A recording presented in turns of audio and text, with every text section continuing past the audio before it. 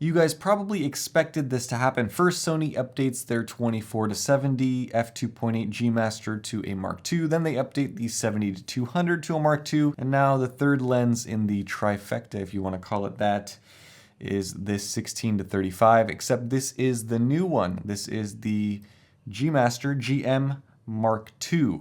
And in this video, we are going to check it out. As with most recent Sony lens updates, the changes are big, but they are not obviously apparent. For example, this new 16-35mm is 20% lighter than the original and 10% smaller, and that's not much. Still, the improvements are important and they are timely. The lens feels great in the hand. It's made out of plastic and glass, but manages to feel premium. This lens has linear motors, so when it is off, you can hear elements moving around inside. Weight is 566 grams, and Sony has gone through some extensive engineering to make sure that the weight doesn't shift around much with an external zoom. So if you are using this on a gimbal, the idea is that you don't have to adjust anything when moving between 16 and 35 millimeters. Starting at the bottom, there is a metal mount with electronic connections. There is a weather sealing gasket around this mount, and this lens is moisture and dust resistant with the help of a bunch of gaskets throughout. Lens specs are nicely embossed here, and it's made in Thailand. The aperture ring is typical G Master, nice feeling. It can be declicked or clicked depending on where this switch is set, and it feels good. Good resistance, nice clicks, good action. There's also an iris lock switch that is really small, and that locks you into or out of A or auto aperture. Next up is the zoom ring, and it is smooth, it's short, good grip. It feels similar to other G Masters out there. It does have a little plastic on plastic sound at the hard stops,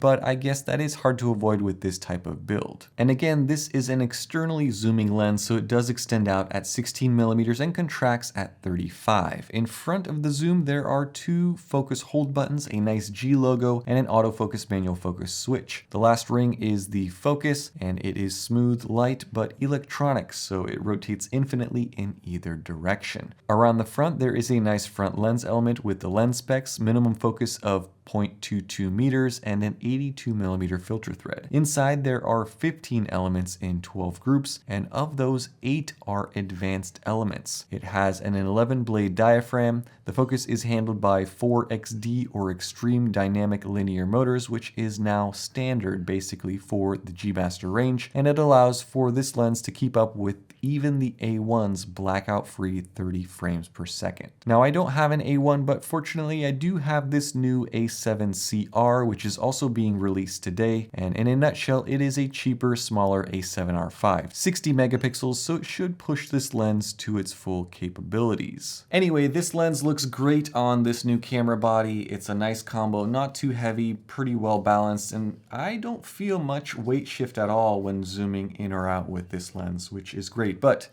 when it comes to performance, that is what matters. So let's take a look at some samples with this combo. Well, the images coming out of this lens are crisp, contrasty with great colors. Sharpness is strong across the frame all the way to the corners. Sony says that this lens is improved in 4 areas over the last generation. The first area is resolution in corners. If you shoot landscapes or interiors, you will appreciate just how excellent the performance is. The MTF chart basically is a straight line all the way across. The second improvement area is in chromatic aberration. And this is something that I noticed. This lens doesn't have an issue with fringing. On a wide angle shooting into super contrasty bright skies, you normally see a lot of chromatic aberration, but with this lens, it's like it's not a thing. The third improvement is flaring and ghosting. With this Mark II, I found flaring to be very well controlled and ghosting was minimal. I did use the lens with a lens hood, so that probably contributed a little bit to it, but still a stellar performance. The last improvement is in close-up performance. The minimum focus on this lens is 0.22 meters, and that applies across the entire zoom range. So that means you can get close to your subject and get that dramatic ultra-wide look with nice bokeh even at f2.8 and 16 millimeters, and you get a 0.32 magnification, which is a third of the way to macro. Then I have to talk about the autofocus because it is lightning quick and very accurate. It's silent, it tracks perfectly, it's an effortless experience. If you are looking at this lens for video work, for vlogging, for showing off your adventures, I can't think of a better performing zoom lens in this focal length. Focus breathing is also well controlled, and this lens is compatible with focus breathing compensation if your camera body supports that. The bokeh is smooth and pleasing. You don't get a ton of it with this sort of ultra wide angle lens, but if you zoom into 35mm and shoot wide open, you get some, and it's nice. It's smooth, pleasing, not distracting. It's hard to review these lenses nowadays because they are getting so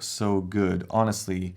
And that applies to really not only the new Sonys, but a lot of the third-party lenses as well are getting to this level that we've never seen before. Now, I don't really have much complaints about this lens. I do wish that the zoom ring had maybe a little bit more heft to it or a little bit more dampening, just because I think that it feels a little too light and the throw is so short compared to even the 24-70. I guess maybe that's why it feels that way, because you get a lot more rotation with something like the 70-200 than you do with the 16-35. But that's such a minute point. And I guess I could complain about the price tag, which is an estimated $2,200 US. But that is par for the course if you are shopping for a G Master. In fact, this G Master is cheaper than the 24-70 Mark II and the 70-200 Mark II by $100 and $600 respectively. Still, if you want to buy all three, you will be shelling out $7,300 to snag them all up, which is a crazy number. But this is the best that Sony has. If you are looking for a fast ultra-wide f2.8 zoom, the best one out there for Sony is this one. And if you have a higher end Sony camera body, putting, let's say, a $2,200 lens on a $6,500 camera body isn't too much of a stretch.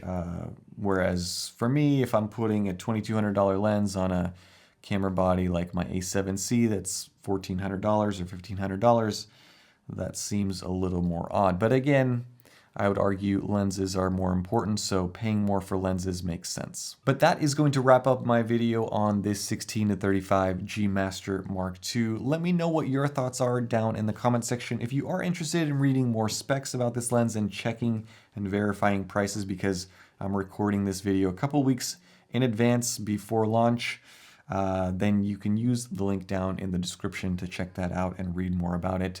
Thank you guys so much for watching. Thanks for all of your comments, all of your likes, and your support. Stay tuned for more. Have a nice day. Bye-bye.